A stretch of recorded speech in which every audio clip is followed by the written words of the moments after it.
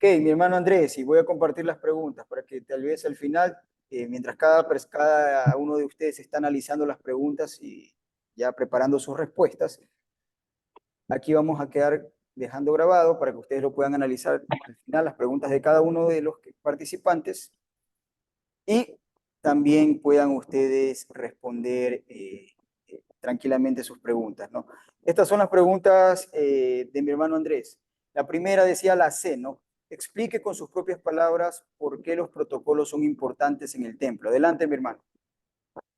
Ya, hermano, ya. No, los protocolos son importantes. ¿Por qué? Porque primero atraen y mantienen la presencia del Eterno. Por el orden, mantienen lejos también todo tipo de impurezas. ¿Por qué? Porque de acuerdo a los protocolos, Ya, pero un viene. ratito. Esas son mis palabras, porque esas yo las escribí. Quiero que Sí, lo digas con tus entonces palabras. viene, claro, entonces en esa parte de ahí, o sea, en esa parte de ahí, o sea, es el orden que nosotros, que el Eterno nos enseña, ¿ya? En un protocolo es un orden que el pueblo debe aprender a seguir. ¿Por qué? Porque si no, podríamos compararnos con cualquier otro tipo de pueblo o con cualquier otro tipo de nación. ¿Por qué? Porque no tendríamos un orden para tener unas costumbres para respetar a nuestro eterno creador, pues, en esa parte de ahí. Por eso el eterno a nosotros, desde un inicio, nos sacó de Egipto de una manera, aunque no parezca, de una manera ordenada por parte de Moshe, porque no lo hizo simplemente a anda y saca al pueblo, no, él tuvo un orden para sacarnos de Egipto, ya, o sea, y en todo el proceso, en los ciclos de que él ha cuidado a su pueblo, siempre ha mantenido un orden. Ese orden es el que al pueblo, es el que él le enseñó. ¿Y cómo lo enseñó? Se lo dice, por medio de un templo. ¿Por qué? Porque los levitas son aquellos que están dedicados al servicio del Eterno y ellos son los que tienen que darnos, como dice, el ejemplo para que el pueblo aprenda a mantener un orden para que sepa que siempre va a ser bendecido mientras se mantenga en una línea recta. Por eso, como dice la palabra, no podemos desviarnos ni a la izquierda ni a la derecha, sino que mantenernos en una manera, en una costumbre recta. ¿Para qué? Para que el Eterno sepa que nosotros somos ordenados, mantenemos un alineamiento de acuerdo a su palabra. Ya, a ver, ¿Ya? Por eso. una pregunta sencilla. A ver, ¿por qué consideras que el protocolo es importante? En una oración, algo muy sencillo. ¿Por qué es importante en el templo?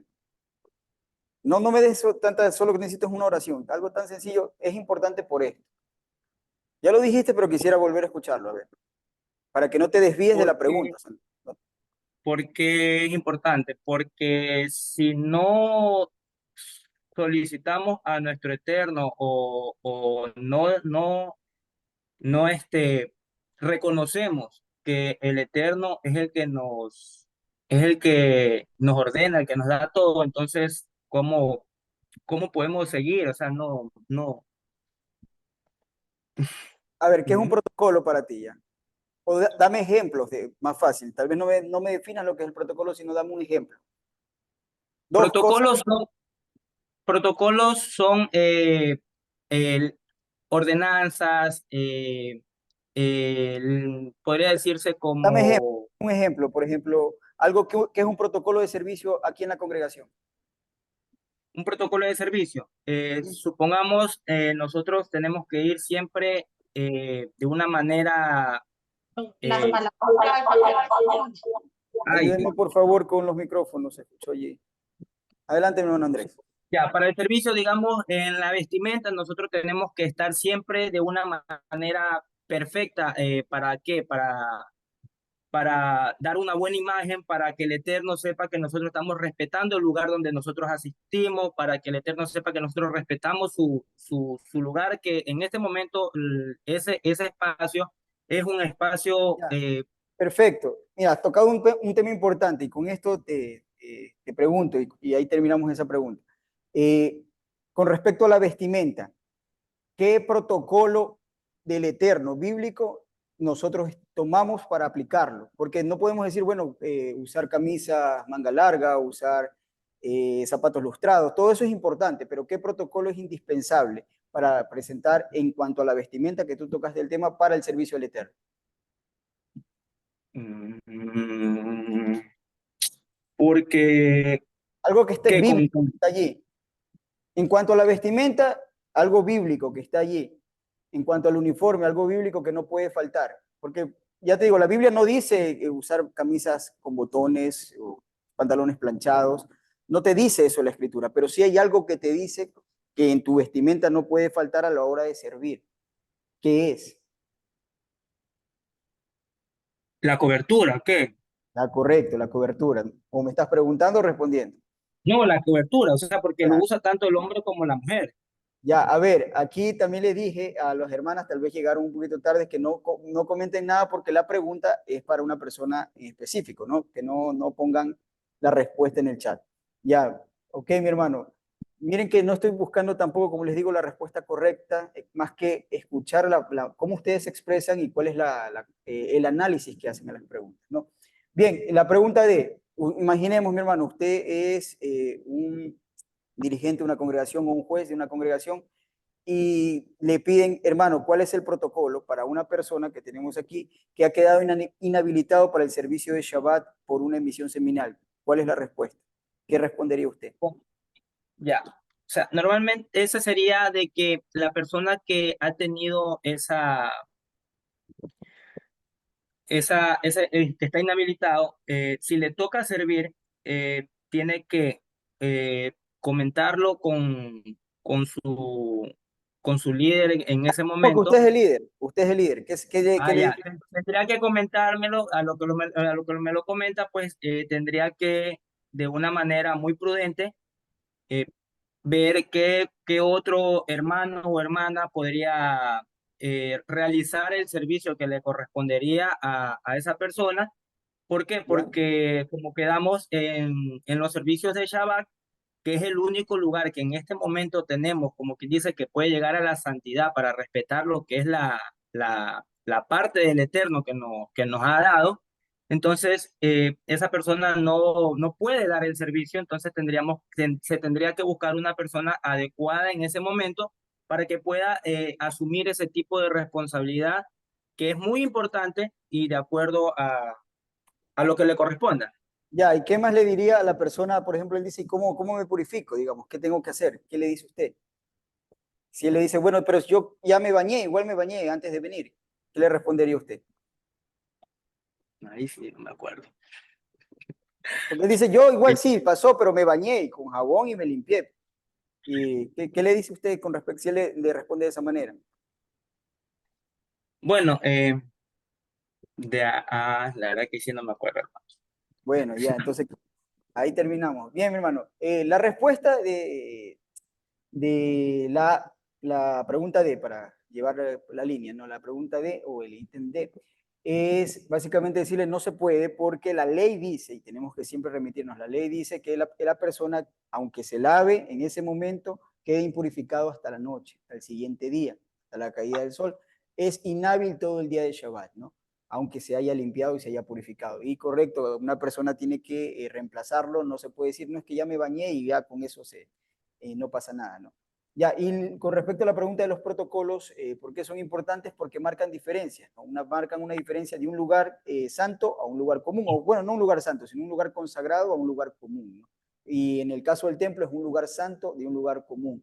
Marcan una diferencia, ¿no? Porque si no hay un protocolo de ser a la hora de ingresar, a la hora de pararse, a la hora de sentarse, a la hora de hacer algo, pues entonces igual que cualquier otro lugar afuera. Pero los protocolos marcan un lugar, ¿no? Ok, vamos con mi hermano. Gracias, mi hermano Andrés. Allí le llamé a mi hermano Davis. Adelante, mi hermano Davis. Shalom, mi hermano. ¿Usted me recuerda cuáles eran sus preguntas? ¿De qué ítem?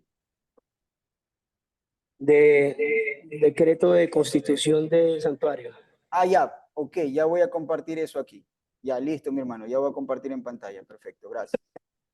Voy a leer las preguntas y luego me responde, ¿no? Voy a leer a los hermanos para que irles explicando también y que ellos también puedan ir viendo. Y les repito, por favor, no respondan en el chat porque es una lección, ¿no? Estamos en el tema, lección 3, ¿no? Decretos para la construcción del santuario. Acuérdense que el tema de decretos analizamos desde la perspectiva legal, ¿no? Era una ley. Estamos viendo desde la perspectiva legal como juristas tenemos que analizar esto, ¿no? No del corazón o de las emociones, sino como juristas, ¿no? La pregunta es, de acuerdo a la lección 3, aprendimos que existen dos decretos, ¿no? Existen dos decretos, por lo menos en esa lección aprendimos solo dos. Dos decretos o hukim, en el hebreo, que es decreto, del Eterno para la construcción del santuario. Podríamos decir que uno era un decreto constitucional, estaba en la Constitución, en la ley, y otro era un decreto ejecutivo, porque se dio posterior a la ley, ¿no? El primero se encuentra en Éxodo 25, del 1 al 9, la ley para la construcción del santuario, el que le llamamos en este caso constitucional, y el segundo en 2 de Samuel 7:12, ¿no? Y todo eso le pasé también, para que usted vaya leyendo y lo vaya repasando. Porque ahí en la ley no es que tiene que sabérsela de memoria, sino que usted tiene que realmente leer y indagar y entender e interpretar correctamente. Y aquí viene la pregunta. En un escenario hipotético, en un caso hipotético, donde el Estado israelí, actualmente estamos hablando, tome el control del monte del templo, ¿no? Y arregle todo el problema político que tiene con los derechos del monte del templo. Y use los recursos del Estado para destinar un fondo, escuchen lo que digo, usa los recursos del Estado de Israel, usa los recursos que tiene en su Estado para destinar un fondo a la construcción del templo, o una especie de subsidio o incentivo gubernamental, o subvenciones para la construcción del templo. El Estado les genera un financiamiento para la construcción del templo. La pregunta es, ¿será considerado un acto legítimo o ilegítimo si Israel hace eso actualmente? Estoy preguntando una cuestión legal. Olvidémonos ahorita de Yeshua, olvidémonos de que no es que el orden de la profecía dice que tiene así, que tiene que suceder así. Estoy preguntando algo completamente legal. En cuanto a la ley, la pregunta va referida al análisis que se hace de Éxodo 25 del 1 al 9 y 2 de Samuel 7:12. El análisis de eso. ¿Es legal, es legítimo o ilegítimo? Porque legal puede ser, firman un papel y ya está. Pregunto si es legítimo o ilegítimo que el Estado de Israel financie, subsidie, dé una subvención para la construcción del santuario. Y si sí, ¿por qué es legítimo? Si no, ¿por qué es ilegítimo? Y ¿por qué? Pues no explicar y en cuál de las dos nos estamos basando. Adelante, mi hermano David, lo escucho. Shalom, hermano. Yo creo que en la pregunta que hace, según el escrito que tiene 8 del 1 al 9, es ilegítimo, ya que la palabra israelí es una palabra que, que es para, en este momento es el Estado de Israel. Los israelíes que viven en este momento en Israel. O sea, no son Israel como tal. Por lo tanto, han perdido la Torá, han perdido los Ya, un decretos. ratito, mi hermano. Está bien, ya. Pero vuelvo y repito, el análisis que quiero que haga no es del contexto actual del Estado, sino basado en, en los decretos. De acuerdo al decreto, ¿es legítimo o no es legítimo? Por eso empezábamos diciendo, aprendimos estos dos decretos constitucionales y el ejecutivo. Entonces, la pregunta, basado en los decretos, o sea, si usted me dice, ¿es legal porque el decreto lo permite? ¿O es ilegítimo porque el decreto dice de esta manera? Eso es lo que quiero analizar. Vuelvo y les repito, la pregunta no va por si están cumpliendo o no con la legalidad de que son pueblo, están cumpliendo o no con la legalidad profética, que como dice que van a hacer los eventos, si Yeshua está o no está presente, no estoy tomando en cuenta ahorita eso. Estoy buscando un análisis legal basado en estos decretos. Usted me tiene que decir si es legítimo porque el decreto tal lo permite, o no, no es legítimo porque el decreto tal dice que tiene que hacer así y ellos lo están haciendo de esta manera. Esa es la idea, no nos vayamos tanto por si es Israel o israelí, sino basado en esto, porque le puedo cambiar la pregunta. Imaginemos, estamos hablando del Estado de Israel, están las 12 tribus allí. ¿Es legal o no es legal? Basado en el decreto. Quiero que analicemos los decretos, porque es un análisis legal que estoy pidiendo. Mi hermano, para mí es ilegítimo, Ya, ¿por por- qué? porque de acuerdo a lo que dice Éxodo 25:1 al 9, el Creador está pidiendo para la construcción del templo, cuando la orden se la dio a Moshe, ¿Ya? eran unas condiciones específicas como él se lo ordenó en el momento a Moshe, y son especificaciones específicas, concretas, donde el creador piden, digamos, ofrendas o recaudaciones voluntarias a su corazón, pero eh, al mismo tiempo el creador, el Eterno, pone sus condiciones de qué se necesitaba para la construcción del templo, y eran cosas específicas que él ordenaba. Por lo Ya, tanto, entonces, exacto. ¿Es ilegítimo? ¿Por qué? ¿Por qué exactamente? ¿Cuál es la parte de la ley que está afectando? que no está basado al fundamento de la Torá, no me imagino, hermano. Sí, sí, pero exactamente qué ley. ¿Qué ley están incumpliendo? ¿Qué punto de la ley están, del artículo? ¿Cuál es la parte que usted dice? Es que la ley dice así y ellos lo están haciendo de esta manera, en la pregunta. Porque no sé si quedó claro tal vez a la audiencia que está escuchando. O sea, que seamos sencillos Lo a la hora que, de responder. ya, mira, a ver acá. Vamos, mi hermano, que estamos con el tiempo. Mi hermano, lo que dice, digamos, en segunda de Samuel 7:12, que el creador va a mandar específicamente para esa orden a Yeshua. Ya, pero la pregunta no iba por ahí, recuerde.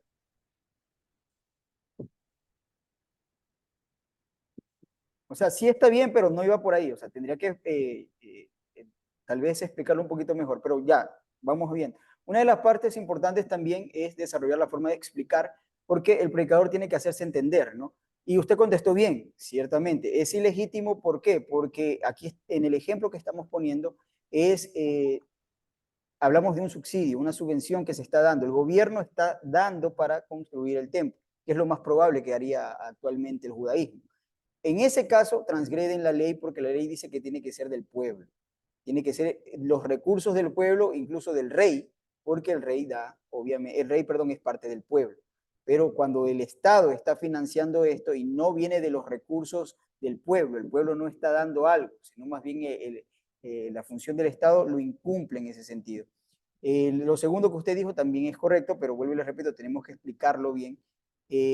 Sí incumple el segundo decreto también porque no es la nación o el Estado como tal que tiene que crearlo, sino un descendiente de David, dice allí. De hecho, lo que usted señaló en 2 Samuel no habla de Yeshua, ahí no dice Yeshua, dice un descendiente de David, que obviamente recae sobre Yeshua actualmente, en la actualidad y en nuestro conocimiento, pero sí tenemos que ser claros a la hora de explicar la ley.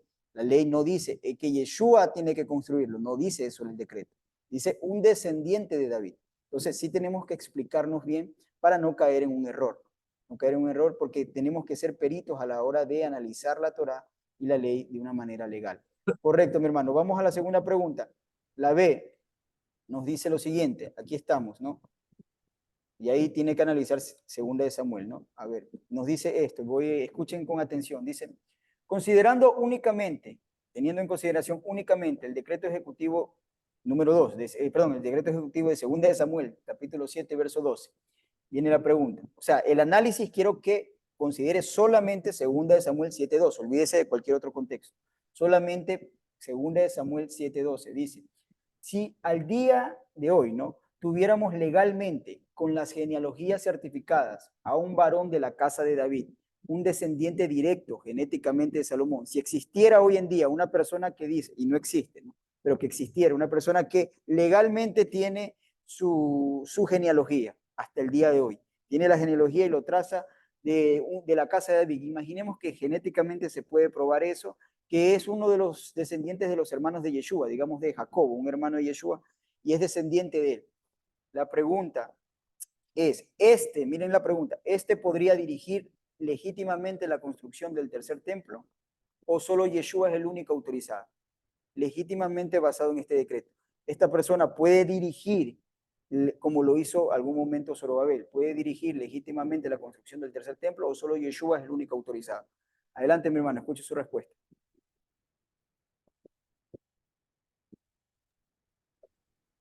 Pues mi hermano, en esa respuesta, en esa pregunta, de verdad que para mí es un poco confuso.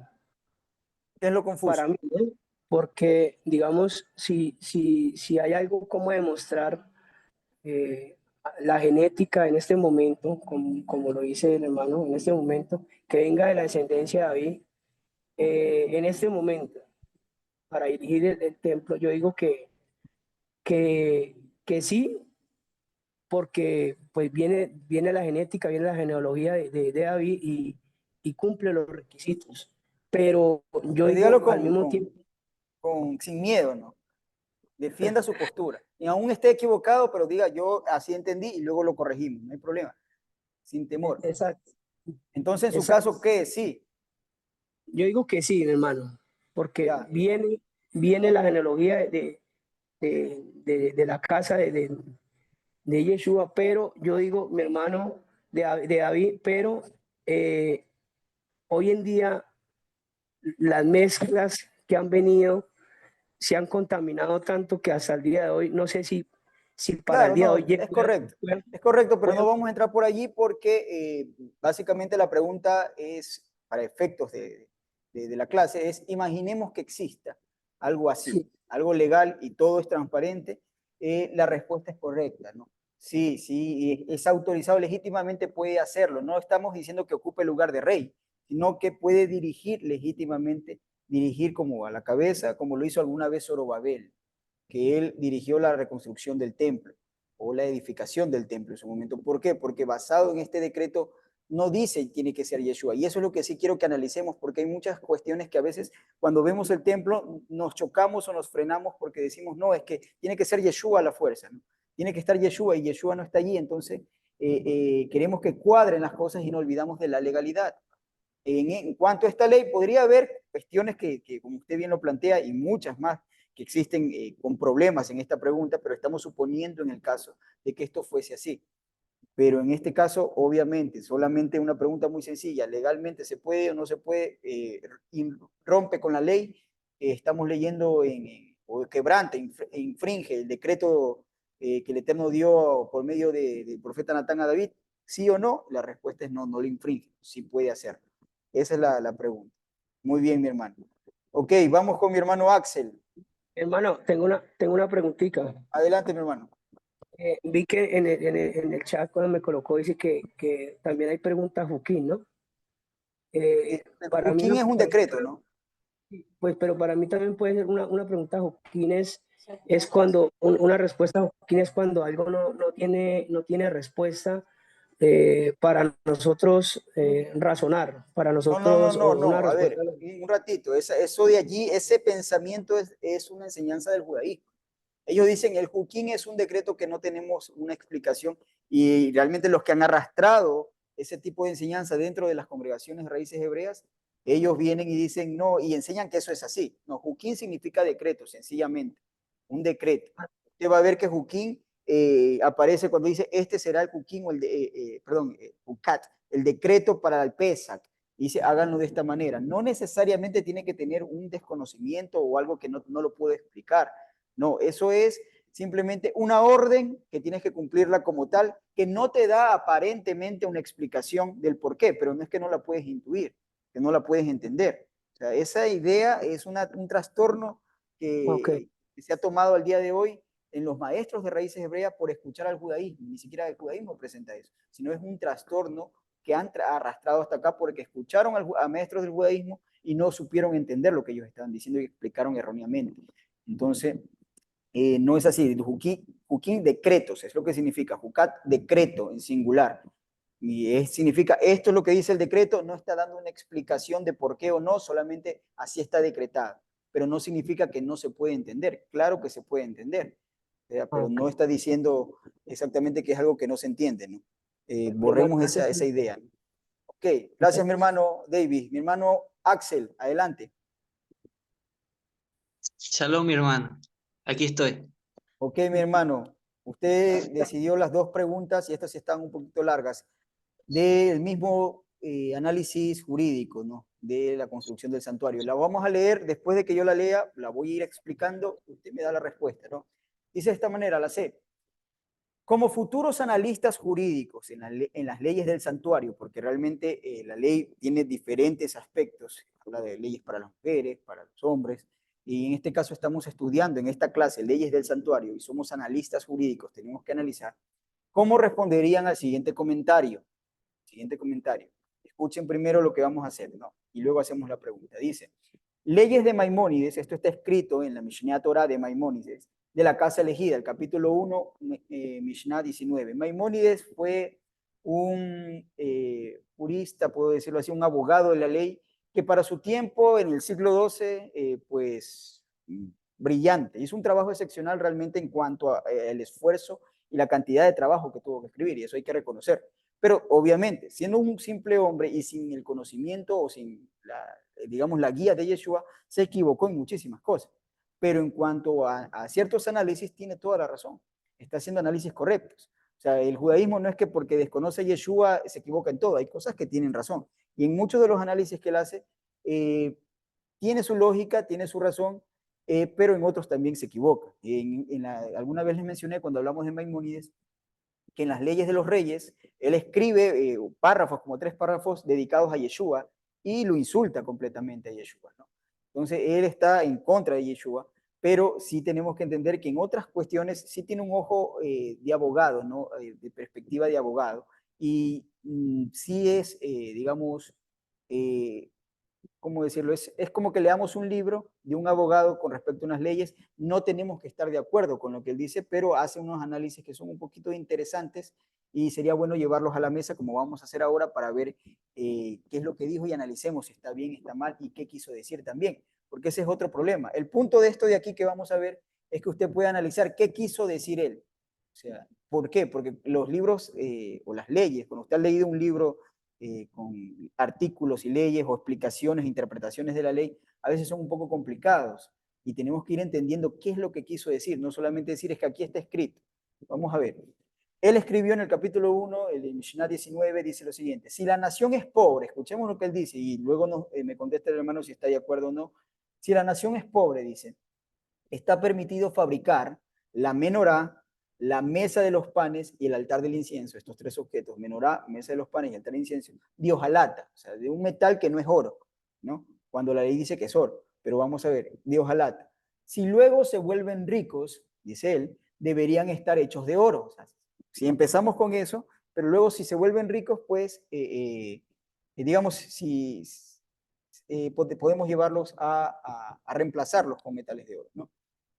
Dice, si la nación posee los medios, incluso debería ser de oro, y esto ya es como él se extiende, los tazones, los asadores, los rastrillos, cosas que no dice la ley que tienen que ser de oro completamente, los rastrillos del altar del holocausto, y de manera similar, los vasos de medir del templo, incluso deberían revestirse de oro las puertas, por ejemplo, en este caso no dice que la puerta tiene que ser de oro, dice, y si está dentro de sus posibilidades, ¿no? Los vasos sí menciona de oro y de plata existen, ¿no?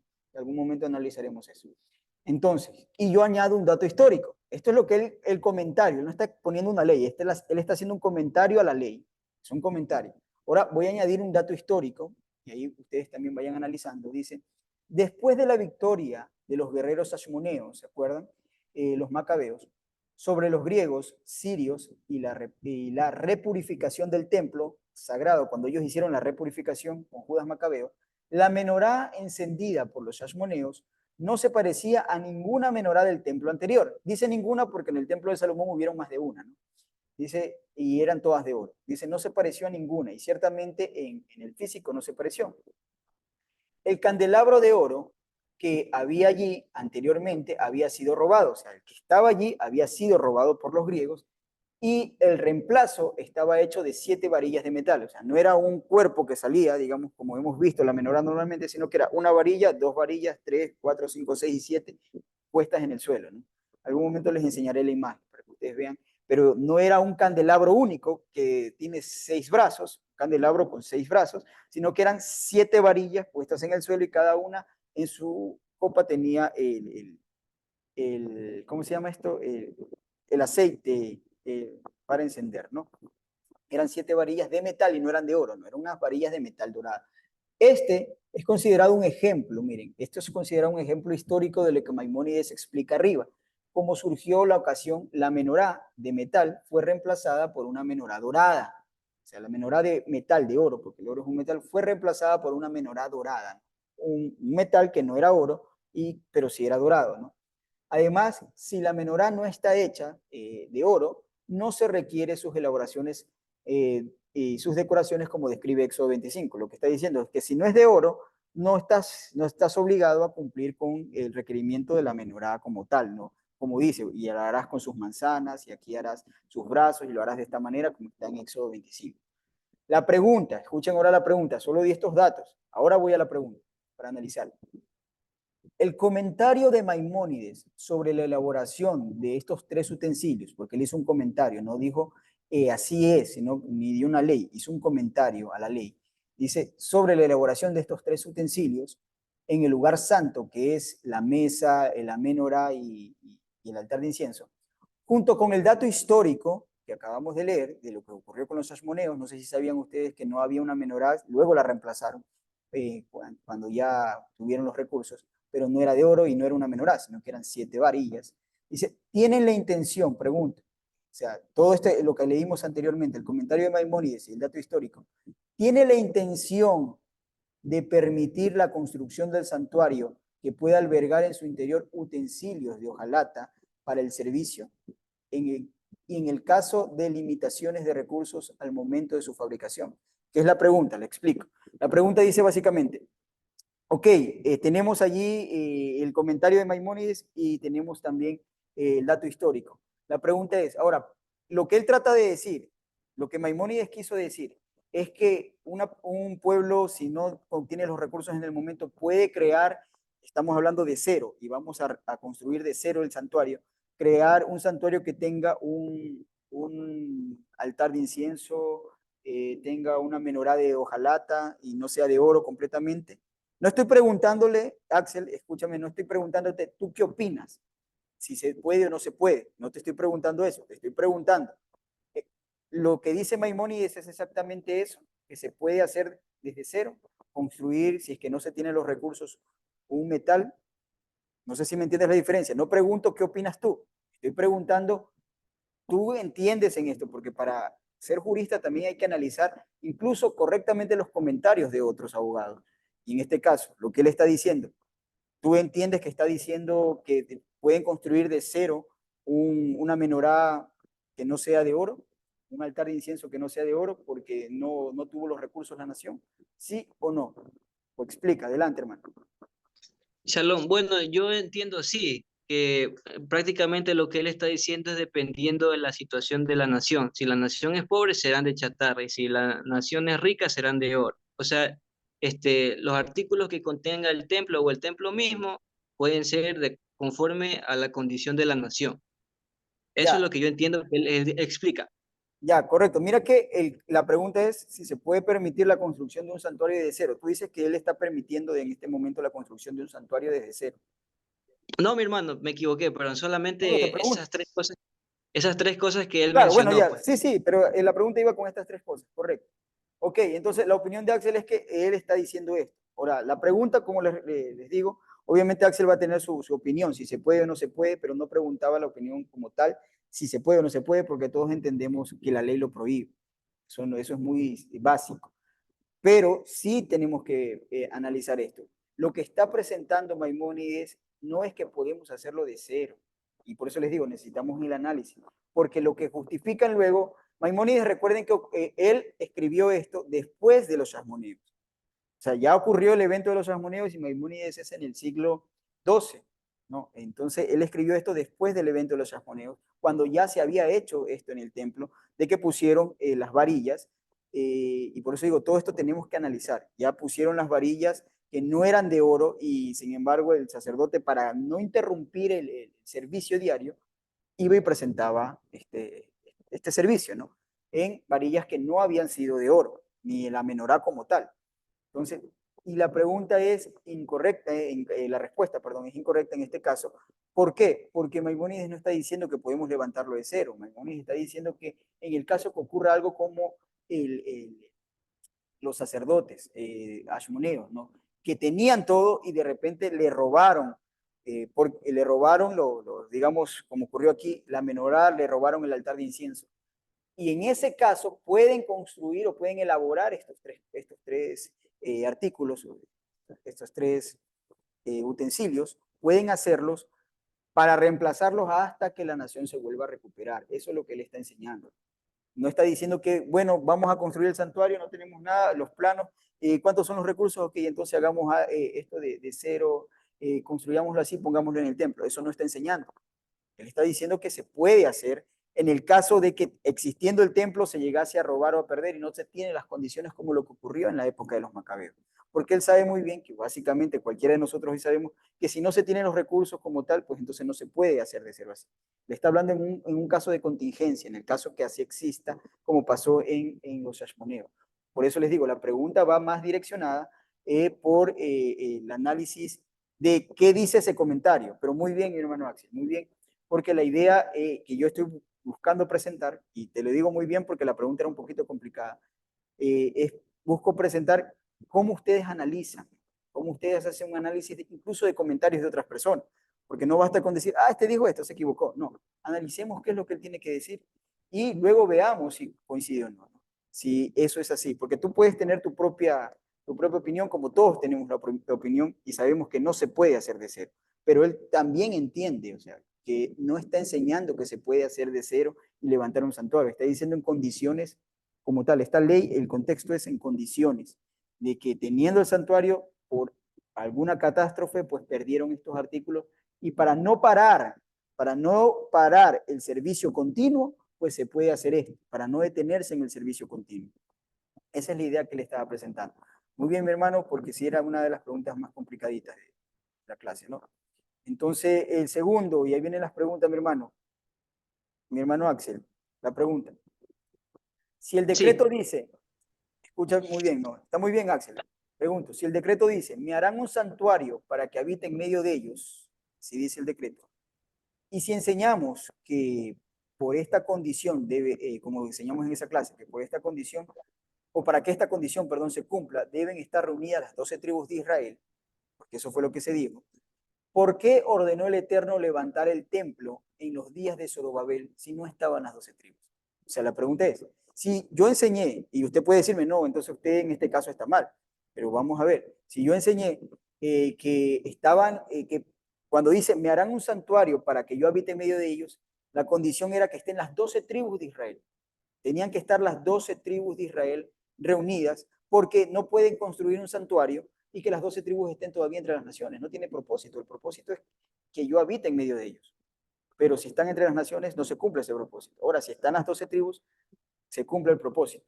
La pregunta es, si eso es real, y ya lo vamos a explicar, si eso es así, ¿por qué entonces el Eterno ordenó levantar el templo en los días de Zorobabel con Esdras cuando regresaron, pero no estaban las 12 tribus?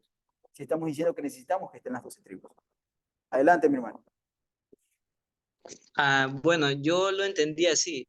O sea, pues técnicamente el pueblo del Eterno es aquel que está en pacto con él. Y pues anteriormente las 12 tribus estaban en pacto con él, pero el pacto fue roto y solamente quedó la casa de Judá. Entonces prácticamente el pacto quedaba nomás entre el Eterno y la casa de Judá. Entonces el pueblo del Eterno era la casa de Judá. Entonces se cumple el decreto cuando dice habitar en medio de ellos, ya que tenía el pacto con la casa de Judá. No sé si me expliqué. Sí, mi hermano, excelente. Esa es la respuesta. Excelente. Así, esa es la respuesta. Muy bien, y eran de las preguntas más difíciles, ¿no? Las que tú escogiste, esas dos eran una de las más complicaditas. Muy bien, mi hermano. Muchas gracias, mi hermano Axel. Estuvo muy bien. mi hermano William, perdón, William. Mi hermano Wilson estaba el último. Hermano William, adelante. Ahí habla. Ahí. Shalom Alejen familia. Mi hermano, ¿cuáles eran sus preguntas, si me puede recordar? Claro, hermano, aquí dice, ¿cuál fue el motivo legal por el cual USA murió al tocar el arca? Ya, déjeme buscar esto aquí para que todos estemos en esa parte. Entonces, ustedes de los levitas y sacerdotes, ¿no? Esa es la clase Sí. que es sacerdote. Ok, permítanme por un momento. Ya comparto la pantalla. A ver. Aquí. Ok, y aquí también. Era A y B, ¿no? Sí, ahí está. Sí, mi hermano, A y B. Listo, hermano, muchas gracias. Vamos a compartir pantalla y le leo la pregunta a los hermanos. Historia del santuario y el Mishkan. Ah, no, perdón. Esto no era, pues, no. Historia del santuario no. Era de los sacerdotes y los levitas. Permítame, sacerdotes y levitas. Compartí esta mano. A ver. Sacerdotes y levitas está acá. Arriba, más bajito, perdón. Me estaba bajando. Listo, mi hermano. Regáleme un minuto. Y sí, discúlpenme en este caso, pero por hacer la evaluación, pues nos vamos a tomar unos minutos sobre las 9, en este caso, pero las clases por lo tal no vamos a pasarnos más allá, ¿no? Sino que en este caso nos estamos tomando unos minutos más. Y lo que alcance, lo que necesitemos en este caso para poder terminar las evaluaciones, ¿no? Allí estamos, mi hermano, ¿no? Sacerdotes y levitas. Esas dos preguntas eran las que se les hizo a usted, ¿no? ¿Cuál fue el motivo legal por el cual USA murió al tocar el arca? Adelante, mi hermano William.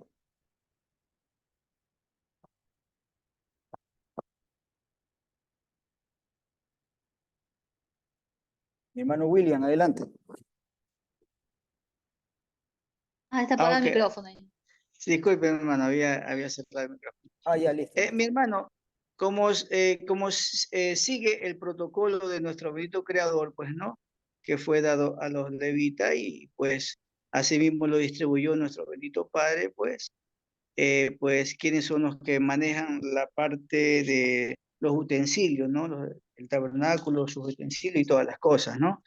Y pues de la tribu de Coat eran los encargados de manejar todos los utensilios, ¿no? Las mesas y todo lo que está allí, ¿no? Y pues ellos eran los encargados y Usa no era de la tribu de Coat. Ya, no, USA era un sacerdote como tal, ¿no? En este caso. Era uno de los Sí, sacerdotes que se había Sí. quedado sí, encargado, era de la tribu de Coat, pero obviamente, claro, no era de los encargados de Coat. Sí, parcialmente es correcto, ¿no? Pero era un sacerdote, era de los que estaban encargados de vigilar el arca en Kiriat Harim en su momento, ¿no? Estuvo en su casa 20 años, en la casa de su padre, en la casa en Bet Semes, estuvo el arca. Estuvo 20 años el arca allí y estuvo Usa cuidando el arca. Cuando fue a trasladarla con David, sí, ciertamente no era el indicado, pero es que, digamos, ¿qué mandamiento fue el que transgredió o cuál fue la transgresión del mandamiento?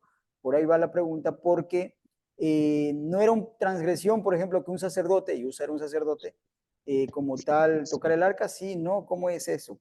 O al transportarla, ¿cuál era la transgresión en ese caso? Ciertamente eh, sí, pu- fuera de Coat, pero hay que ir un poquito más allá. ¿Está correcta sí, un poquito más allá? porque no, hermano, porque no era el encargado de trasladar los utensilios, ¿no? El tabernáculo y sus utensilios. Ya, parcialmente le repito es correcto. Bien, mi hermano. Entonces, la respuesta completa es que no solamente es que él no era el encargado de trasladar, él era el custodio del arca en su momento. Y la tocó más de una vez. Él tuvo que cargarla también para llevarla y ponerla a resguardo en su casa, que no era su casa como tal, pero en su tierra, ¿no? Y hizo un lugar donde la depositaron allí y allí la cuidaba. Él muchas veces tocó el arca. Y la transgresión por la cual él perdió la vida es porque el Eterno designó que los hijos de aquí tenemos, que los hijos de Coat no podían llevar en carros ningún utensilio, en este caso el arca. Ahí tenemos los versos para que usted lo pueda verificar. Ningún utensilio, ¿no? En carros, y el arca estaba llevando en carros. La transgresión fue de David, que mandó a hacer carros para que transportaran el arca. David carga en ese momento con la vida de Uza, y obviamente los sacerdotes que no la asesoraron tampoco correctamente, y después David teme después de eso, porque el mandamiento, si usted recuerda cuando estudiamos el sacerdocio y los levitas, vimos que el Eterno le da tanto a los de Merari como a los de Gersón, les da carros, porque los hijos de Israel llevaron carros en el día de la presentación del santuario. Y les dice a Gersón y les dice a Merari, ustedes les voy a dar carros para que transporten las tablas, las cuerdas, las cortinas, las bases, las maderas, las estacas, todo. Les reparte a ellos, pero los de Coat no les da carros. Dice a los de Coat, ustedes cargarán en el hombro, ustedes cargarán en sus hombros, y ahí están los versos para que usted lo pueda verificar, cargarán en sus hombros los utensilios del santuario. Cuando ellos ponen en un carro, están transgrediendo la ley. Puede ser que el carro más bonito y preparado exclusivo para eso, pero transgredieron la ley.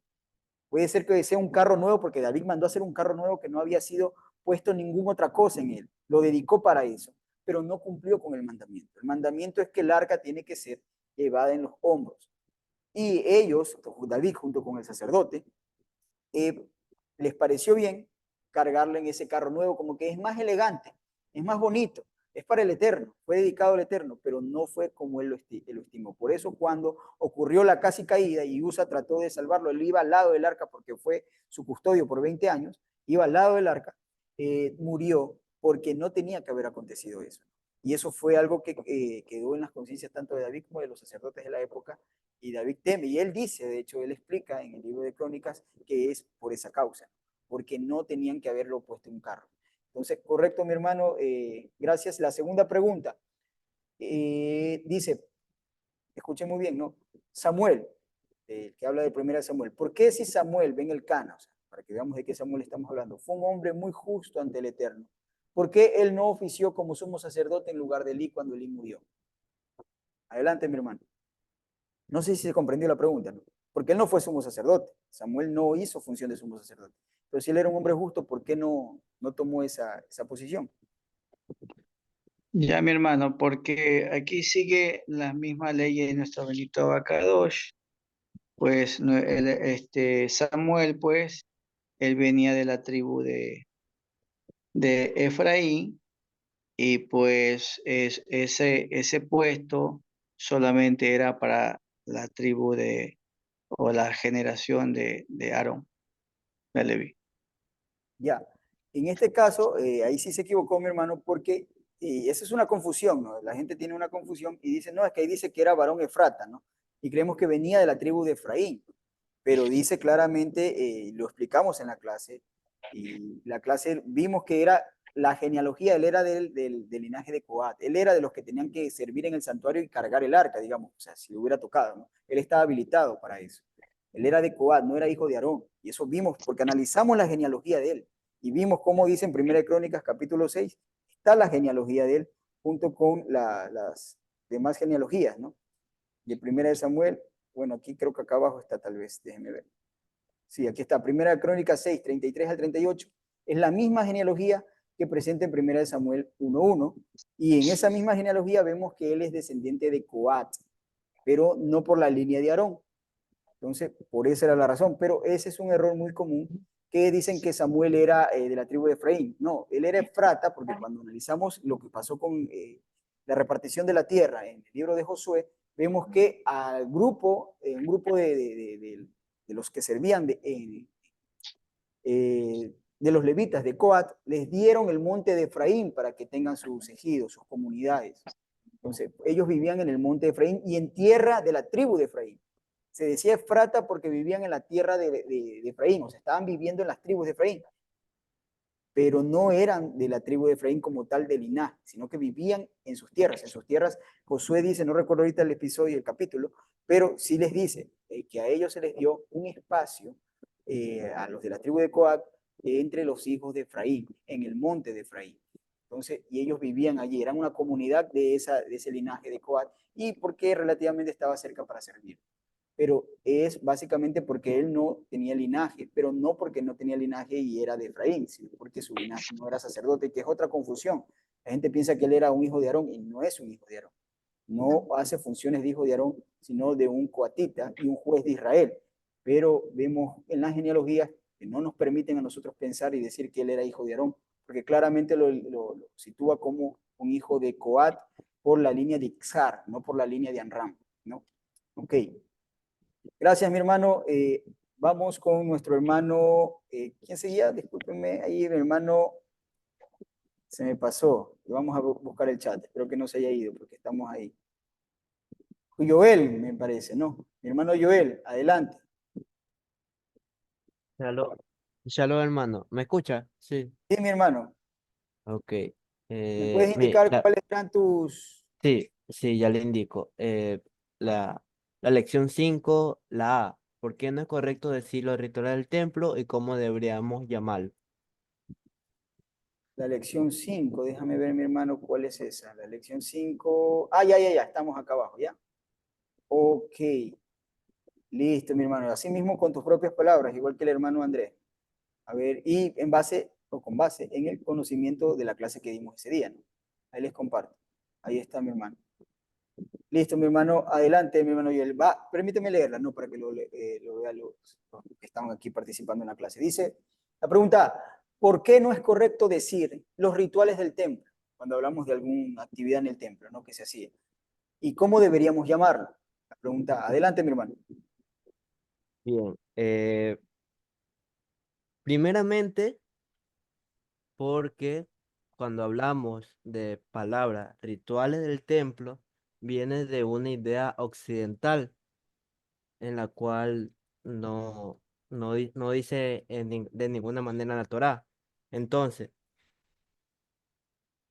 eh, dando, eh, dando idea cómo deberíamos llamarlo, deberíamos ir a la traducción y en la cual la traducción dice servicio o un trabajo, no, perdón, un servicio o un protocolo. Y también porque ahí se marca una diferencia entre las naciones. Correcto, sí, está muy bien. Sí, entonces ya no vamos a utilizar la palabra rituales para hablar del templo, ¿no? Como tal. Esa es una de las cosas que queremos sacarlas porque ya habíamos visto que eh, existen en hebreo dos palabras que hacen alusión a ritual, ¿no? Cuando se traducen al español, y ninguna de esas se utiliza en la Torá, en las leyes del santuario, ni tampoco se utilizan en la historia del pueblo de Israel. Palabras que se usan actualmente y que cuando vemos en un texto como en Éxodo que dice este será el ritual para el día de Pesach, sus hijos le preguntarán qué ritual es ese, es la traducción al español, pero ahí dice la palabra abodán, que es servicio. Ok, mi hermano, pregunta número B, dice, Mi hermano, dígame, mi hermano. perdón por interrumpir, Sí, pero cuando me envió la segunda pregunta, se quedó hasta Samaria al norte, entonces yo no comprendí esa pregunta. ya listo, igual esta es, no hay bastante, mucho que analizar, digamos, como tal, si la puedes responder también en este momento. Ahí te la dejo, mira, mi hermano. Ahí está, dice, entonces yo te copié mal. Dice, cuando el templo sea edificado, imaginemos, el templo está edificado y usted se encuentre trabajando, digamos, Joel, ya llegó Yeshua y tú estás trabajando en un territorio de Samaria, dando unas leyes y viendo unas cosas gubernamentales que te tocó analizar en Samaria, en el norte de Jerusalén. Conocemos el mapa. Jerusalén está aquí, Samaria está en el norte. Y bueno, imaginemos, Joel, tú eres llamado al palacio del rey eh, y de acuerdo a tu ubicación, Jerusalén queda al sur de tu ubicación. Tú estás en el norte, Jerusalén está al sur, así como de Quito a Guayaquil, tú estás al sur. Nosotros decimos, por ejemplo, que estamos en Quito, voy a bajar a Guayaquil, ¿no? Es el vocabulario. La pregunta es, ¿por qué sería un error decir voy a bajar a Jerusalén en este caso? ¿Por qué sería un error decir si está el templo allí, voy a bajar a Jerusalén? ¿Y cómo se debe decir entonces? Si te encuentras en el norte y allí Jerusalén está en el sur. Hablando geográficamente, tengo entendido que Jerusalén, pero ¿nos estamos refiriendo a Jerusalén o al templo? El templo está en Jerusalén, ya no va a cambiar de lugar, así que sería básicamente, te dicen que vayas al palacio del rey, ni siquiera te dicen que vayas al templo, que vayas al palacio del rey que está en Jerusalén. Ah, ok, entonces, hablando geográficamente, podríamos decir que sería un error porque Jerusalén o el palacio está en un lugar alto. Correcto, En- sí, realmente esa es la explicación sencilla, sí, porque se encuentra en un lugar alto y el otro punto, porque es un error expresarse de esa manera, en un vocabulario no está bien decir voy a bajar a Jerusalén, porque Jerusalén es el lugar del trono del Eterno. Ciertamente, sí, está en un lugar alto, pero cuando el templo está allí, aunque se encuentre en el sur, no puedo expresarme de esa manera, porque a veces hay predicadores que dicen, y descendió a Jerusalén, dice, cuando hablan tratando de dar una explicación. Eso está mal dicho, ¿no? No se puede decir eso mucho menos en esa época. Tal vez hoy porque el templo no existe y está profanado, pero en las cosas que están diciendo allí, pues vemos nosotros que el templo, lo que están narrando la historia, el templo existía. Por eso ponemos el escenario donde el templo existe. Jerusalén siempre se considera alto. Su situación geográfica está en altura, por supuesto, pero tenemos que ir entendiendo que en este caso Jerusalén no va nunca se puede decir voy a bajar a Jerusalén, está mal dicho porque es degradar, en tu vocabulario es degradar el trono del Eterno, porque donde el Eterno todo es en elevación, y eso vimos en una de las clases muy brevemente, pero ahí viene la enseñanza, todo era en elevación y los niveles de santidad iban elevándose por escalones. Entonces, para ir y acercarse al Eterno, si decimos voy a Jerusalén, voy a la ciudad del rey, significa que tú te vas a elevar, no vas a descender, vas a elevarte. Y de hecho el camino y la ruta hasta allá va en elevación, va en una elevación geográfica, como tú lo expresaste. Y nos damos cuenta que sí, ciertamente esa idea del vocabulario no es correcta porque todo lo que tiene que ver con el eterno es elevación, así como todo lo que tiene que ver con el templo es vida y no muerte. Creen que por la matanza de los animales era una carnicería, un lugar de muerte, no, era un lugar de vida, porque lo que se presentaba era la sangre y la vida de la carne en la sangre está. Bien, mi hermano, correcto, correcto. Entonces vamos a ver con nuestro hermano Juan Carlos. Miren que aparte de responder las preguntas, como les digo, aquí no vamos a dar calificaciones a los hermanos. Yo lo que estoy analizando es si han captado, si han entendido y también su capacidad de análisis, ¿no? Y de razonar y de expresarse también. Que les repetía, les dije hace un momento y les repito ahora, una de las capacidades del maestro es darse a entender, ¿no? Que pueden decir, yo sí le entiendo lo que quiere decir, o lo explicaste muy bien. Por eso Yeshua explicaba en parábola, para que la gente pueda entender. Es importante que a la hora de dar tu razonamiento o tu explicación puedas darte a entender, que la gente comprenda lo que quieres decir. No, un maestro no es el que tiene mucho conocimiento y se para y de repente da toda una clase técnica y las personas solo le escuchan hablar de palabras muy técnicas o palabras rimbombantes y no estoy entendiendo nada de lo que está diciendo. Ay, pero qué bonito fue lo que dijo, pero no entendemos nada. Solo tal vez una persona que hizo un PhD o un posgrado, un título de cuarto nivel, puede entender esas palabras técnicas porque el estudio les llegó a obligar a estudiar eso. Pero y los demás no entendieron nada. Y él se va de la sala pensando, wow, qué clase sota que di. Pero nadie le entendió, fue ineficaz. Eso no funciona con nosotros. Nosotros tenemos que explicar de una manera que el pueblo entienda, que todos entiendan, que todos puedan comprender. Porque la intención no es impresionar a la audiencia, la intención es que la audiencia pueda entender. Entonces es importante que nos hagamos entender a la hora de explicar algo, porque también está el otro asunto. Usted puede saber mucho de algo, pero no lo sabes explicar. Y cuando la gente te escucha, a lo mejor los confundes un poco más, porque no sabemos explicarlo bien. Entonces, muy bien, mi hermano Juan Carlos, adelante, lo escucho. Me indica cuáles eran sus preguntas. Shalom, mi hermano. La primera pregunta dice, sabiendo que Aarón hizo su primera bendición sacerdotal el mismo día que entró en funciones él y el Mizcán, Ya, ¿en entonces qué estamos en fecha la o historia del día? Mizcanch. Ya, permítame un ratito, mi hermano, disculpe que lo interrumpa. Déjenme compartir en pantalla, yo la leo y usted me responde ya. Déjenme compartir la pantalla. Quería saber cuál era la pregunta para poder ubicarlo aquí en la gráfica, ¿no? Aquí estamos, son estas dos. No, ok, mi hermano. A ver, yo la leo y ahí Ya. usted me da la respuesta. Yo la leo para que los hermanos la puedan entender también. Dice, Ujú. Sabiendo que Aarón, esto explicamos en la historia del Mishkan, que Aarón hizo su primera bendición sacerdotal el mismo día que entró en funciones, Aarón, ¿no? El mismo día que Aarón entró en funciones y el Mishkan también entró en funciones, ¿en qué fecha o día del año tuvo lugar la primera bendición sacerdotal? ¿Cuál fue la fecha en el calendario o el día del año?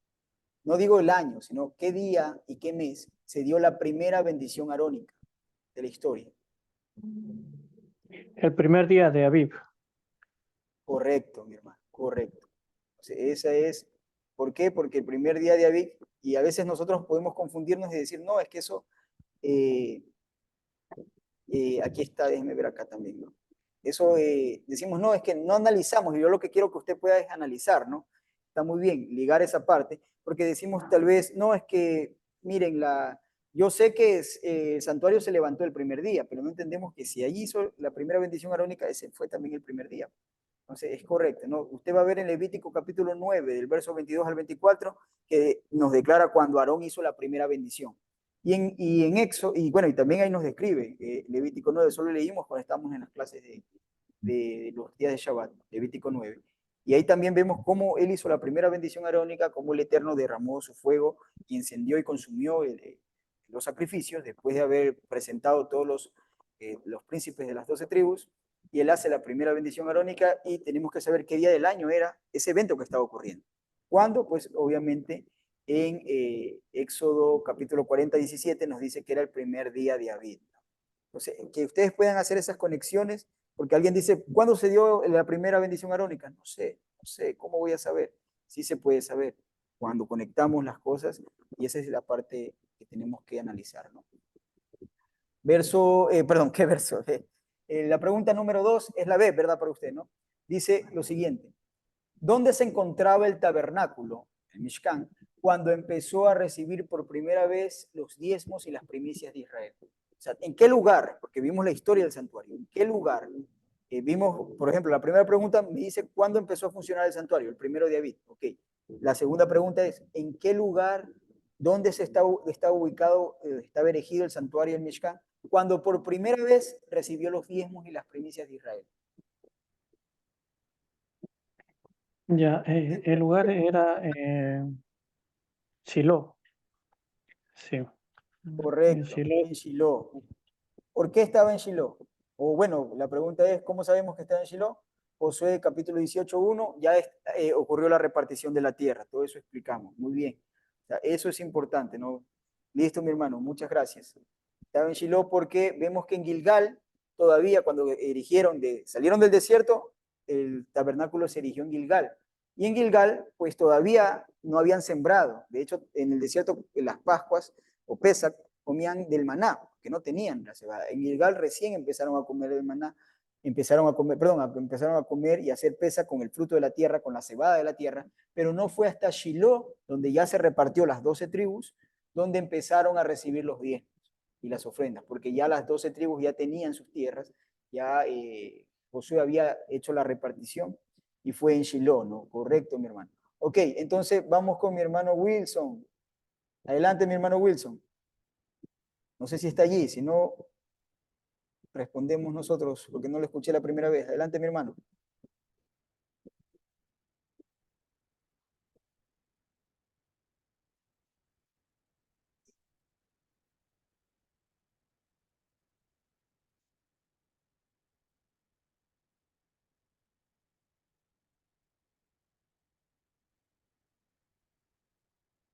Caramba. Hermano Wilson, adelante. No sé si está conectado, no alcanzo a ver ahorita, ya voy a ver. Shalom, parece que no. No está conectado ya. Gracias, mi hermano. Ya voy a ver allá. Entonces, vamos nosotros respondiendo las preguntas. Déjeme ver. Que sí estaba cuando le di la pregunta, pero tampoco me respondió. No, ya no está, ahorita lo veo bien.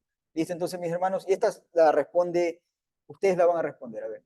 Y terminamos con un último ejercicio y ahí pasamos, ya cerramos, concluimos. La pregunta C, la que le tocaba al hermano Wilson, dice, según lo registrado en Primera de Crónicas, capítulo 16, 39, dice, y su conocimiento de la historia, y más su conocimiento, el conocimiento que ustedes tienen en la historia del Mishkan, ¿podemos creer que el sumo sacerdote Sadoc presentaba cada año Yom Kippur, la sangre, sobre el arca del pacto en Gabaón? Esa es la pregunta. Les explico. Lo que usted puede buscar en la Biblia, busque en este momento Primera de Crónicas 16:39, que dice que el sacerdote Sadoc estaba presentando en Gabaón, el servicio continuo. Aquí dice, asimismo, el sacerdote Sadoc y los sacerdotes hermanos, delante del tabernáculo de Yahweh, en el lugar alto que estaba en Gabaón, para que sacrificasen continuamente en la mañana y en la tarde holocaustos a Yahweh en el altar del holocausto, conforme a todo lo que está escrito en la ley de Yahweh que prescribió Israel. Entonces sabemos por este verso que Sadoc estaba ministrando con el tabernáculo en Gabaón. La pregunta es, ¿podemos creer que el sumo sacerdote Sadoc presentaba cada año Yom Kippur y la sangre sobre el arca del pacto en Gabaón? O sea, sabiendo que el tabernáculo estaba en Gabaón, la pregunta es, ¿Sadoc entraba cada año en el día 10 del séptimo mes a presentar la sangre sobre el arca del pacto en Gabaón, siendo él el sumo sacerdote? ¿Quién se atreve a responder? A ver, adelante mis hermanos, o los escojo yo. Alguien que sepa, pues no sin miedo, si no los escojo yo sin ningún problema. A ver. No tengan miedo, que no estoy calificando esto, nadie les va a calificar nada. A ver, hermano Joel, adelante, te pregunto a ti. Y no sé si entendieron también la pregunta. Pues. O sea, O sea, como dice. más o menos entendí. ¿Por Sí, qué? Porque se dice que está dando una ofrenda al Eterno en Gabaón, más no en Jerusalén. ya, es que por eso lo que estamos viendo. La pregunta dice, según lo que dice Crónicas, y su conocimiento, el conocimiento que ustedes tienen en cuanto a la historia del Mishkan, porque hicimos la historia y el recorrido del Mishkan, y ahí estaba en la clase, podríamos decir que Jerusalén todavía no estaba en ese momento, pues, Jerusalén todavía no, eh, en aquellos momentos Jerusalén no había sido escogida, fue muchos años después que fue escogida la horna del Jebuseo, ¿no? Pero, el monte de Jordán del Jebuseo, perdón. Pero en este caso, mientras él estuvo ministrando en Gabaón, podríamos decir que Sadoc entró año a año a presentar la sangre en el arca del pacto. Esa es la pregunta. Y para responder eso se evalúa el conocimiento de la historia del santuario. A ver, mi hermano Juan Carlos, adelante. ¿Qué piensa usted? ¿Sí se entiende la pregunta? Ah, correcto, ya respondieron acá, ¿no? Correcto, aquí ya respondieron y nos dice, estaba en Nob, no en Gabaón. A ver, pero hay que entender algo, ¿no? Yo pensé que le entendí mal, pensé que ya iban que la respuesta era correcta y no es correcta en este caso, no es lo que pregunté, mejor dicho. Estaba en Gabaón, pero ¿qué estaba en Nob? La pregunta, ¿qué es lo que estaba en Nob? Porque en Nob estuvo el Mishkan en su momento, parece que el Mishkan estuvo en Nob en su momento cuando estaba el sumo sacerdote Abiatar, el que le dio los panes a David. Y luego, recuerde la tragedia que pasó en Nob, que mataron a todos los sacerdotes por orden de Shaul, uno de los edomitas creo que empezó a matar a los sacerdotes por orden de Shaul. Luego el tabernáculo se transportó de allí a Gabaón. Y estamos ahorita preguntando, en el tiempo en el que Sadoc estuvo gobernando como sumo sacerdote en Gabaón, porque ya él estaba en Gabaón. Y aquí vemos en el verso de Primera de Crónicas que dice que estaba en Gabaón presentando los sacrificios continuos mañana y tarde. La pregunta va si existe, si él presentaba la sangre sobre el arca del pacto todos los años en Gabaón. Esa es la pregunta. Y la hermana contestó otra cosita, no es así. Ahorita las hermanas, si pueden contestar por escrito, pues adelante, porque es para todo el público. En este caso, ya las preguntas de los predicadores terminaron, pero las hermanas, por favor, utilicen el chat para responder. Los hermanos varones sí les voy a pedir que puedan levantar el micrófono. A mi hermano Juan Carlos le preguntaba a usted. Tal vez se les hace un poco complicado entender la pregunta porque hay un hueco, un desconocimiento de la historia. Entonces vamos a ver, hay otro. En Nob estaba el arca, es lo que dice. Esa es una respuesta más acertada. El arca, ¿no? Ya, correcto. La respuesta no tanto que en Nob estaba el arca, sino que el arca no estaba en Gabaón. Esa es la idea. El arca no estaba en Gabón, tampoco estaba en Nob en su momento cuando ocurrió esto. Estaba en otro lugar, estaba en Kiriat Jearim, de donde la sacó después David. Pero esa es la idea, el arca no estaba allí. El arca no estaba, esa es la pregunta. No puede haber presentado la sangre sobre el arca del pacto mientras estuvo en Gabaón el tabernáculo, porque ahí no estaba el arca. Tal vez hizo lo mismo que hacían los sacerdotes año a año y entraban al santuario para no perder la reverencia al día y continuar con el servicio, pero no estaba el arca allí. Esa es la respuesta. Correcto. Por eso les digo, tal vez se les hace complicado la pregunta, no entiendo a qué se refiere porque se requiere entender que hubo un momento que el arca salió, por un lado estaba el arca y por el otro lado estaba el Mishkan, estuvieron en lugares separados. La última pregunta, y luego nos vamos a un gráfico, dice, ¿dónde se encontraba el tabernáculo, el Mishkan, cuando se celebró el primer Pesaj con panes sin levadura en la tierra prometida y no con maná? ¿Quién puede responder eso? Pues creo que hicimos mención acerca de eso. ¿Sí? A ver, mi hermano, déjeme ver quién está todavía allí. Mi hermano Andrés, adelante. Otra vez estás encabezando por que tienes la A allí, como Andrés, y está por orden alfabético. Adelante, mi hermano Andrés. ¿Qué? En Gilgal. En Gilgal, sin miedo. Que si nos equivocamos, pues nos equivocamos, ya no pasa nada. Ese es el correcto, estaba en Gilgal. Correcto. Sí. Así aprendí. Sí, y vamos a lo último, con esto cerramos. Esto es solo un ejercicio que quisiera presentarle con respecto a ustedes, y esto pueden responder todos. Me escriben, por favor, esto sí quiero que lo escriban, no tomen el micrófono, sino que escriban. Y con esto cerramos, Shalom, mis mi hermano. hermanos. Dígame, mi hermano. Usted me exoneró a mí de las preguntas.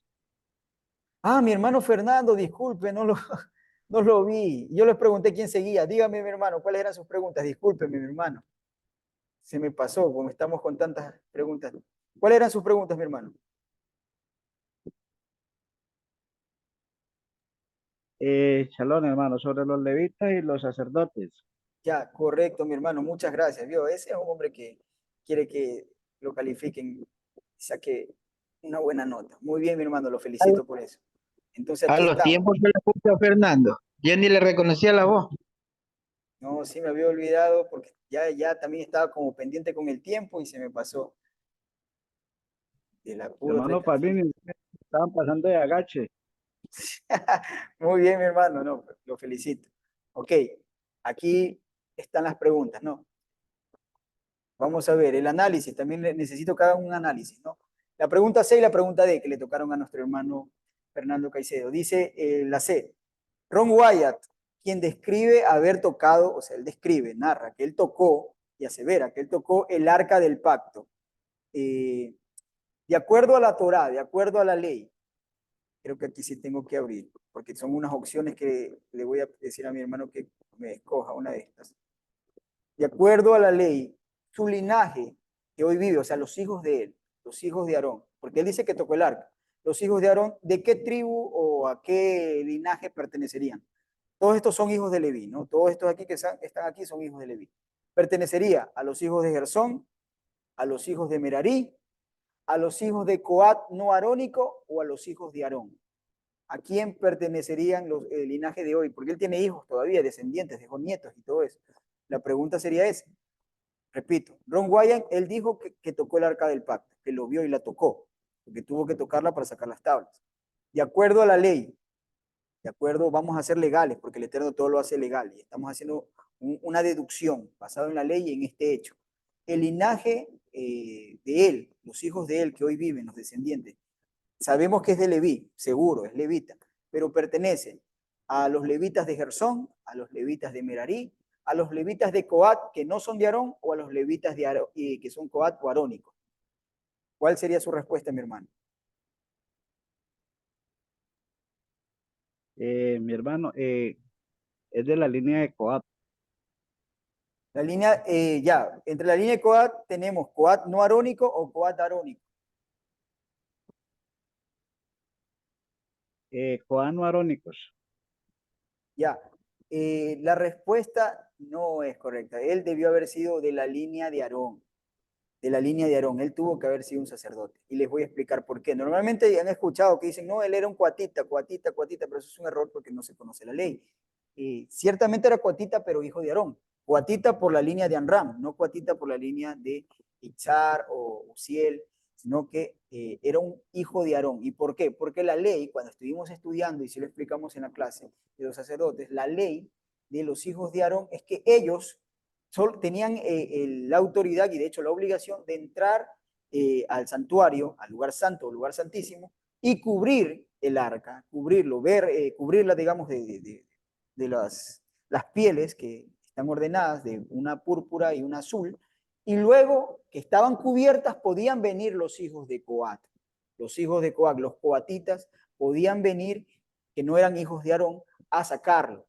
O sea, bueno, no ni siquiera sacarlo, sino ellos lo llevaban afuera y ahí a tomarlos.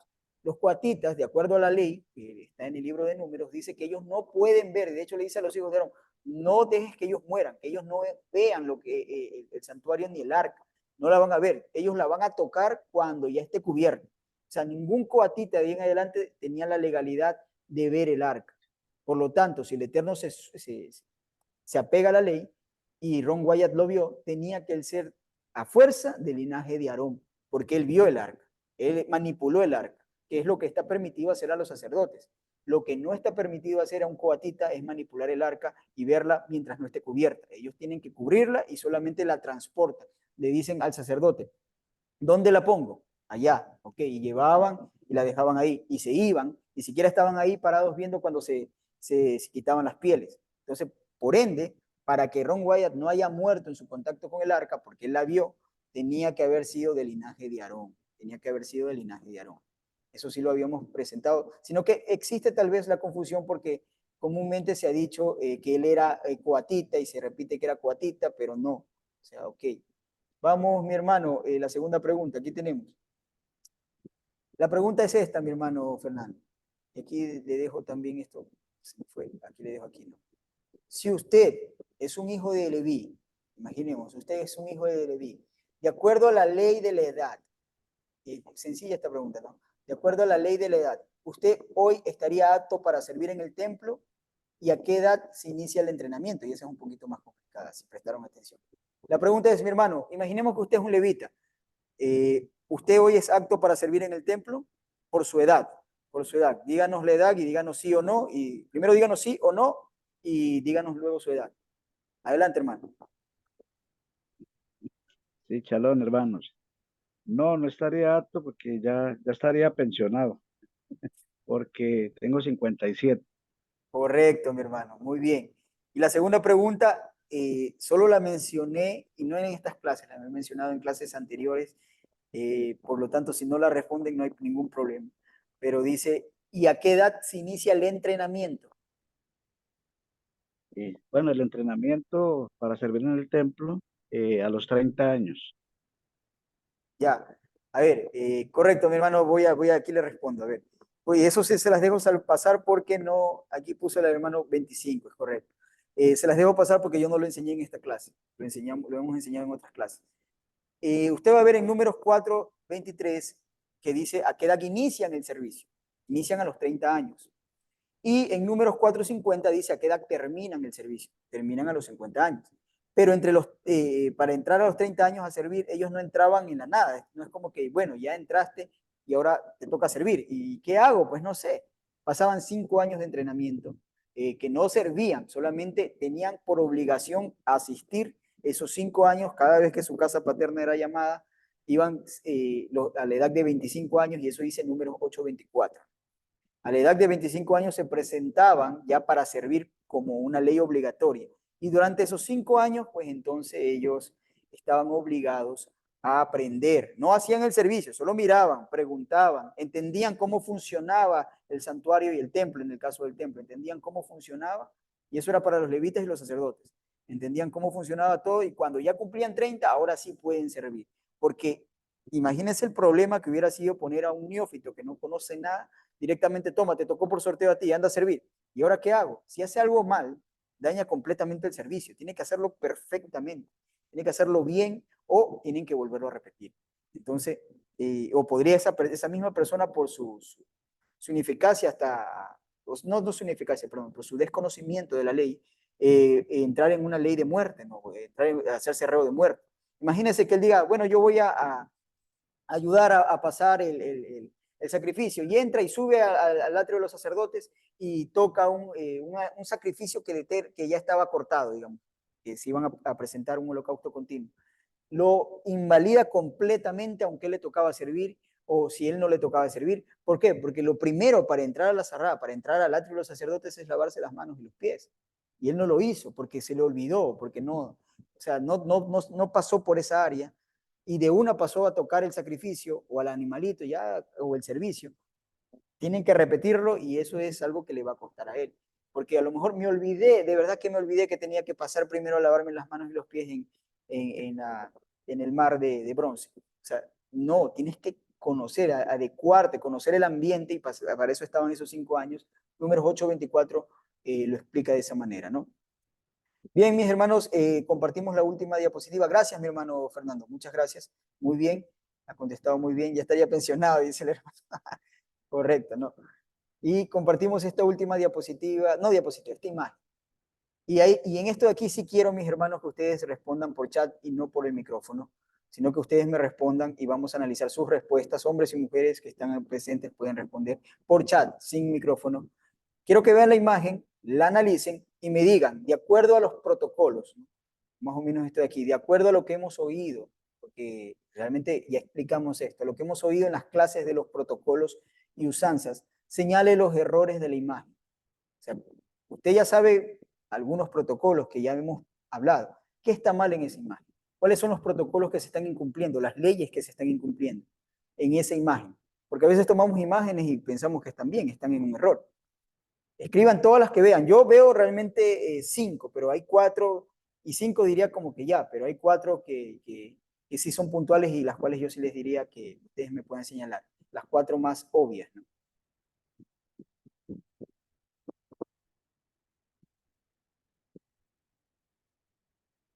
Ya, me dice el hermano Joel, ok, no está utilizando cobertura, muy bien. No pueden dar la espalda a la entrada principal, muy bien, mi hermana, correcto, ¿no? Sí, ya vemos, no están utilizando cobertura y están en el atrio del santuario. Primero, ellos no podían entrar también los varones, ¿no? Como tal, se quedaban a la puerta del tabernáculo de reunión, en este caso, y no estaban utilizando cobertura. Correcto, no están utilizando cobertura, y dice la hermana, y el sumo sacerdote, por lo menos ahí vemos que está dándole la espalda al santuario. Eso no se puede hacer. Ustedes han visto imágenes donde está el sacerdote presentando el animalito, ¿no? Y sigan viendo la imagen, ¿no? Pero está presentando el animalito te regalen un momentito aquí así, para que me vean a mí, porque quiero mostrarles algo. Está allá atrás la puerta del santuario, y el sacerdote está con el animalito aquí y mirando al Eterno hacia allá arriba, como que ofreciéndole al cielo el sacrificio. Y la entrada del santuario está allá atrás. Eso es un error. Ellos no ofrecían al cielo el sacrificio, ofrecían al que estaba detrás de las cortinas, representado como el arca del pacto, que era el trono del rey. Allá estaba el rey en el trono. Entonces no podían darle la espalda. Es correcto, mi hermana, que respondió. Y vemos ahí, adelante, mis hermanos, ¿qué más hay? Porque hay más errores que también hemos visto. Ya vemos 2 ahí. Hemos analizado 2. ¿Qué más hay? ¿Qué otros errores ven? Sí, dice, le falta la cobertura, correcto. Ya analizamos esa partecita, se le adelantaron. ¿Qué más hay allí? Ya vemos, no están usando cobertura, eso es prohibido. Están dando la espalda al santuario, en este caso el sumo sacerdote poniendo el mal ejemplo, está prohibido.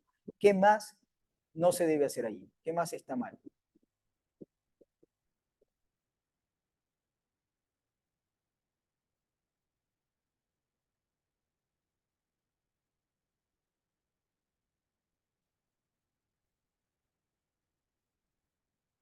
Si nos hemos extendido 2 horas, pero ya terminamos en estos 10 minutos. Terminamos la reunión. Dice, no era necesario que el sumo sacerdote, dice la familia Sánchez, no era necesario que el sumo sacerdote manipule la sangre directamente, porque lo podía hacer otro levita descendiente de Aarón. Sí, es cierto que no era necesario, pero sí hay que entender que no, tampoco estaba prohibido, ¿no? Él podía hacerlo. Si él quería decirle, yo voy a oficiar hoy día, él tenía todo el permiso. Entonces, sí es un punto, pero no es un error allí. No está transgrediendo ninguna ley, ningún protocolo. A ver, ¿qué más vemos? Dice, no debería salir con el uniforme el sacerdote, pero es que está dentro del santuario. O sea, si vemos allí, está dentro del atrio. Está dentro del atrio. Déjame hacer esto por acá. Está dentro del atrio, ¿no? No debía salir con el uniforme del sacerdote, pero es que está dentro del atrio. El calzado, muy bien. Para presentar ofrenda hay que estar descalzos, dice el hermano Joel. Correcto, el calzado. Déjenme ver aquí. Déjenme ver. Ah, perdón, retrasé esto. Aquí. El calzado, están utilizando sandalias y el sumo sacerdote está utilizando sandalias. Eso no se puede hacer, es una afrenta al Eterno. El lugar donde ha pisado la planta de tus pies, en este caso dice, recuerden, es santo. Quitarás tus sandalias. Correcto.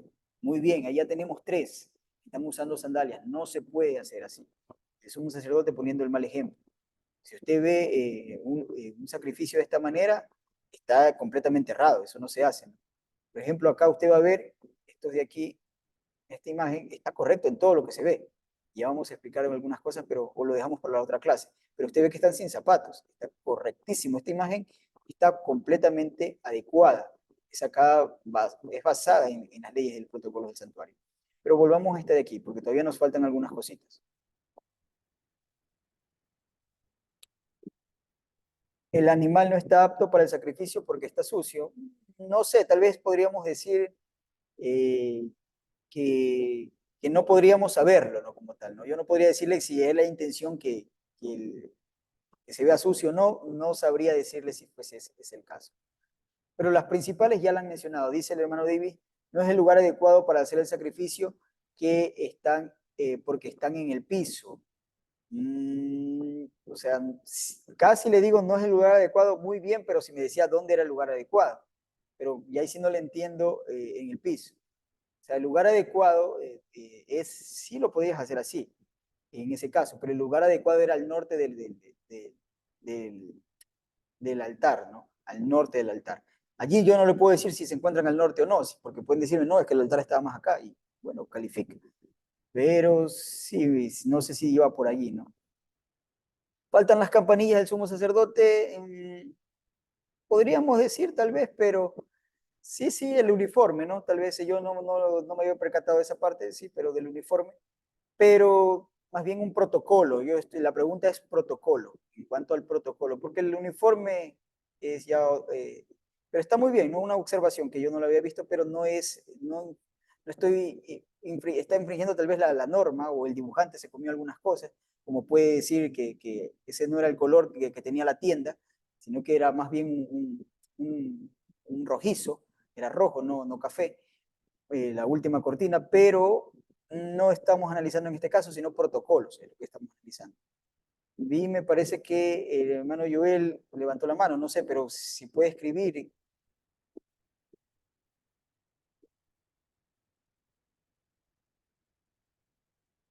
Solo una persona debe presentar el sacrificio, tampoco es exacto, ¿no?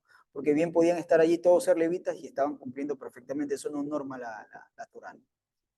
El pectoral que se usa en el servicio, el pectoral se usa en el servicio. Bueno, ahí lo tiene el pectoral, ¿no? Él podía hacerlo con ese uniforme, no tenía ningún problema, no hay ninguna ley que transgreda. Entonces, vamos viendo allí, hasta ahí mis hermanos. Han estado muy bien, ¿no? Han estado muy bien, se han captado las cosas principales. Les vamos a ver las cosas principales del protocolo es que sí, ciertamente no están usando cobertura, están utilizando sandalias, que no se puede hacer eso. Lo que vemos donde le están recogiendo no, esto de aquí no es para recolectar la sangre, por si acaso. La que están recolectando la sangre es la de acá. De oro, eso está bien, así era. Esto de aquí, tal vez no, alguna vez lo mencioné, están dando de beber agua en un tazón negro, digamos así. ¿De qué material? Me es indiferente, pero no es oro. Y al animalito, eso sí es un protocolo que lo vamos a ver cuando estudiemos el santuario, se les daba, se los trataba como una ofrenda real. Y el agua que le daban a beber era en recipientes de oro también, al animalito que iban a sacrificar en ese momento. Entonces, las cortinas del santuario aquí atrás estaban abiertas. Eso no podía estar así, tenían que estar cerradas, tenían que estar completamente cerradas, las cortinas del santuario. Y básicamente serían esos 4, las otras podríamos inferir Y sí, bueno, la participación que han tenido me ha agradado porque ha sido muy buenos puntos los que ustedes han señalado, mi hermana. Pero lo más importante, por lo menos lo que sí hemos visto, ¿no? Sandalias, cobertura y darle la espalda, eso es terrible. O sea, esas tres cosas eso no es un sacrificio aceptable al Eterno. Cuando dice en la Escritura, y subió con olor grato al Eterno, no es porque a él le guste la sangre o el olor de la grasa quemada, para nada. Lo que está diciendo es que el servicio que se hizo correctamente. Un sacrificio como el que estamos viendo ahí en la imagen es un sacrificio que no se hace, que no sube con olor grato al Eterno. Y por eso tenemos nosotros que ir entendiendo los protocolos a la hora de servir. Porque si yo me presento a hacer un servicio en el día de Shabbat sin conocer los protocolos, puedo tener la buena intención y puedo estar haciendo algo como lo que hacen en la imagen, cometer errores muy grandes. Ese servicio no sube con olor fragante al Eterno, porque no se hizo de acuerdo a los protocolos exigidos por él, que él dejó destinado, ¿no? Entonces esos son errores y sí tenemos que seguir. Nos dice nuestro hermano Joel, hermano, una pregunta, hoy en día no se puede, digamos, dar una ofrenda de un animal que tenga una hacienda y no quiso presentar porque el nacido está fuera de la legalidad. Ahí sí te voy a pedir, mi hermano, que abras el micrófono para terminar con esa pregunta, porque tal vez no te comprendo bien, ¿no? Adelante, mi hermano. Mi hermano, es que le quería preguntar de la semana pasada, ¿qué Ujú, pasaría si una persona, digamos que esa persona tenga su corazón que es levita y ujú. tenga una hacienda en la cual quiere presentar un animal porque le nació, está fuera de la legalidad, ¿verdad? Si él quiere presentar un animal, Sí, o sea, o si sea, hacer un él quiere, sacrificio que en su hacienda, en el patio de su casa, en esos terrenos. Esa es digamos la pregunta. que hace como un altar según, porque él conoce la Torah, pero él hace un altar y lo quema, estaría fuera de la legalidad. Si hace un altar, sí, por supuesto que sí. Está fuera de la legalidad, porque ahí matar un animal y comértelo no está mal, ¿no? Pero si ya haces un altar y quieres decir que ese altar es en nombre del Eterno, porque solo hay dos, del Eterno o de los ídolos, si tú lo haces para un ídolo, pues entonces ya es idolatría. Si lo haces para el Eterno, pues entonces estás transgrediendo la ley y no puedes hacer eso.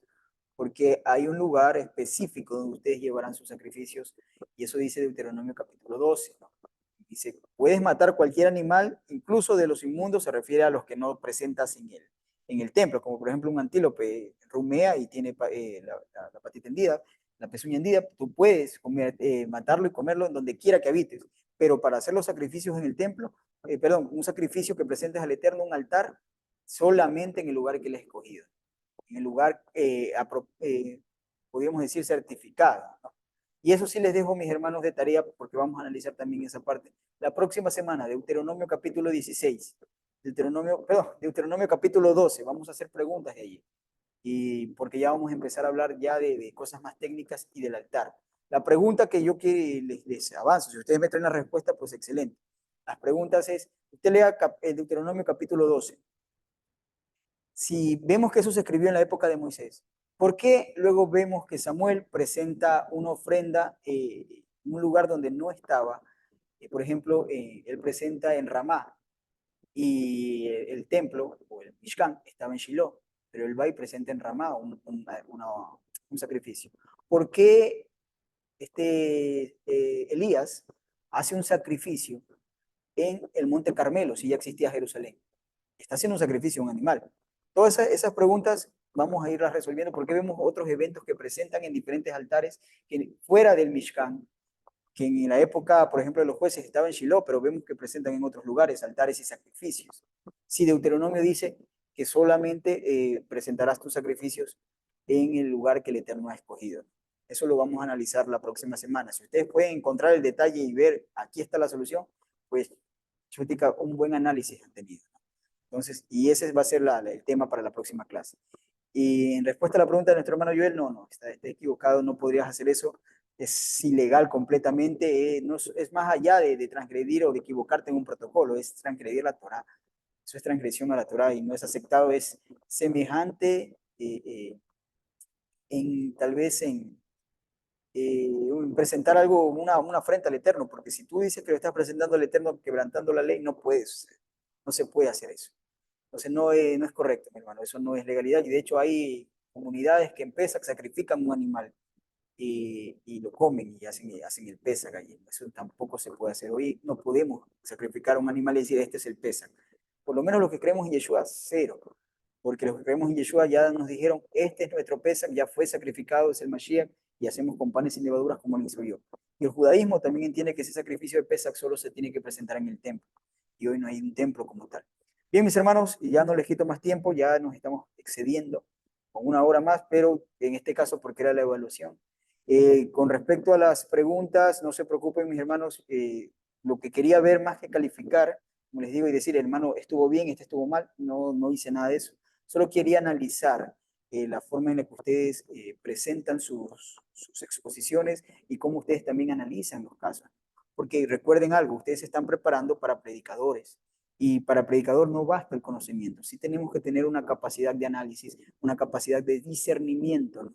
Para poder enseñar y para poder explicar también lo enseñado. Eso es lo que se quería analizar en esta evaluación, ¿no? Y bien, mis hermanos, pues con eso terminamos. Nos vemos conmigo en este caso las clases del santuario la próxima semana, ¿no? Que el Eterno los guarde y los bendiga, ¿no? Shalom, shalom, mis hermanos. Shalom, mi Shalom, hermano. hermano, muchas Un abrazo. gracias. Shalom, hermano. Shalom, hermano.